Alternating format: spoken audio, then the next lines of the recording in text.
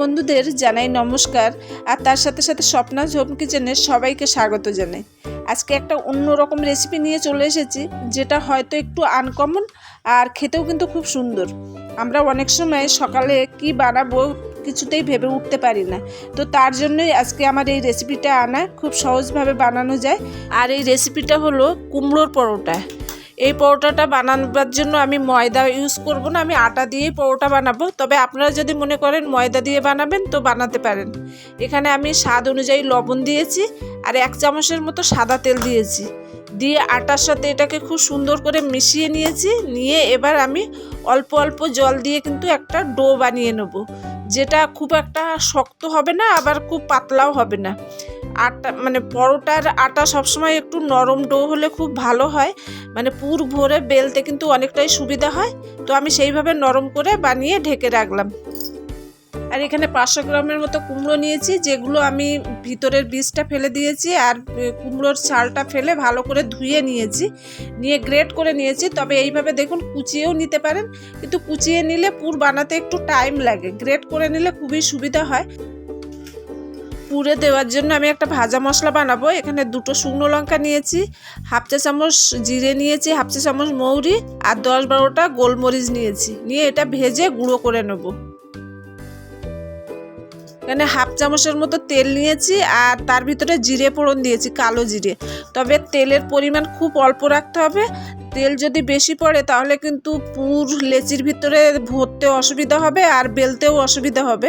তার জন্য একদম অল্প তেল দিয়ে এটাকে বানাতে হবে।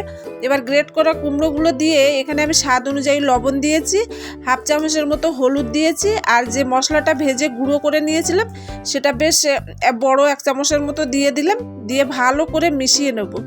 আর এই কুমড়োটা একটু মিষ্টি কম বলে আমি অল্প একটু মিষ্টি দিলাম, মানে 1/2 চা চামচের মতো মিষ্টি দিয়ে দিলাম।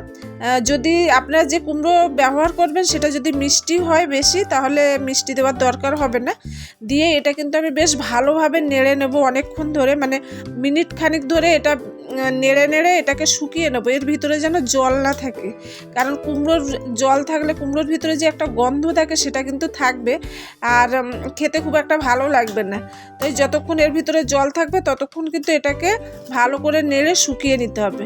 আমার এদিকে কিন্তু পুরটা একদম তৈরি হয়ে গেছে। এবার পুরটাকে আমি ঠান্ডা করতে দেবো, 10-15 মিনিট রেখে দেবো ঠান্ডা করার জন্য।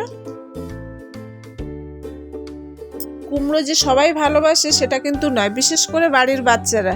যেমন আমার বাড়ির 2 বাচ্চা কিন্তু কুমড়ো একদম পছন্দ করে না। তবে তার জন্যই আমি চেষ্টা করি যে কিভাবে ওদের একটুখানি কুমড়ো খাওয়ানো যায়। তো এই পরোটার মধ্যে দিলে কিন্তু ওদের আবার কোনো প্রবলেম থাকে না, খুব ভালোভাবে খেয়ে নেয়। আচারের সাথে হোক, যে কোনো মানে চাটনির সাথে খেয়ে নেয়। তার জন্য এইভাবে তৈরি করি। তো আপনাদেরও ঘরে যদি বাচ্চারা না খেতে চায় তাহলে এইভাবে একবার ট্রাই করে দেখুন। আর এখানে কিন্তু আমি লেচি কেটে নিয়েছি মিডিয়াম সাইজের, নিয়ে তার ভিতরে আমি বেশ বড় 1 চামচের মতো কুমড়োর পুর ভরে দিলাম। দিয়ে এটা ধীরে ধীরে হাতে ঘুরিয়ে ঘুরিয়ে এর মুখটাকে সিল করে দেবো। এবার এই লেচিটাকে একটুখানি শুকনো গুঁড়ো আটা দিয়ে আমি এটাকে ভালো করে মানে বেলে নেব। তবে এটা কিন্তু একদম খুব নরম হাতে বেলতে হবে, 2.5 কিলোর হাত দিয়ে বেললে হবে না, একদম 2.5 গ্রামের হাত দিয়ে বেলতে হবে, খুব হালকাভাবে। আর পরোটা কিন্তু একটু ফেটে গেলেও ভালো লাগে, কারণ তেলে যখন ওই ফাটা জায়গাগুলো পরোটার ভাজা হয় তখন স্বাদটা কিন্তু একদম অন্যরকম হয়ে যায়। দেখুন আমি আরও একটা লেচি বানিয়ে আপনাদের দেখিয়ে দিচ্ছি যে আমি কেমনভাবে লেচিটা বানাচ্ছি আর এর মুখটা কেমনভাবে আটকাচ্ছি। একদম ধীরে ধীরে হাতে ঘুরিয়ে ঘুরিয়ে মুখটাকে একদম চেপে এনে ছোট করে তারপরে এটাকে একটা গোল লেচি বানিয়ে নেব।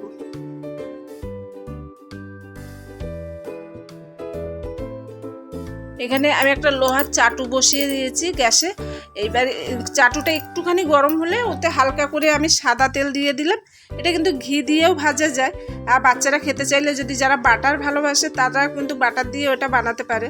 তো এইবার আমি পরোটাটা দিয়ে দিয়েছি, দিয়ে কিন্তু বেশ চেপে চেপে এপিট ওপিট করে পরোটাটাকে ভালোভাবে ভেজে নেব। আর পরোটাটা ভাজতে দিলে কিন্তু আঁচটাকে মিডিয়াম রাখতে হবে, কারণ যেহেতু এটা একদম ডুবো তেলে ভাজা হচ্ছে না, তাই যাতে ভিতরটাও ভালোভাবে হয়ে যায় আর কাঁচা না থাকে পরোটাটা, সেদিকেও খেয়াল রাখতে হবে। তো এপিঠেও আমি একটু অল্প তেল দিয়ে দিলাম, দিয়ে বেশ ভালো করে কিন্তু এটা দু পিঠ চেপে চেপে আমি ভালো করে সেঁকে নিচ্ছি। আর এটা ভাজতে আমার ওই মিনিট খানিক টাইম লেগেছে পরোটাটা। তো কুমড়ো পরোটা কিন্তু একদম আমার রেডি হয়ে গেছে। আর এখানে কিন্তু আমি পরোটাটা দই দিয়েছি, মশলা দই দিয়েছি, সেটা দিয়েও যেমন খেতে ভালো লাগে, আবার আচার দিয়েও খেতে ভালো লাগে। তাছাড়াও যে গ্রিন চাটনি থাকে ধনেপাতা পুদিনা, সেটা দিয়েও ভালো লাগে। তো অবশ্যই একবার বাড়ি ট্রাই করুন, খেয়ে দেখুন। যদি ভালো লাগে তাহলে অবশ্যই লাইক, কমেন্ট, শেয়ার করবেন আর সাবস্ক্রাইব করবেন। আবার দেখা হবে আপনাদের সাথে পরবর্তী আরেকটা রেসিপি নিয়ে।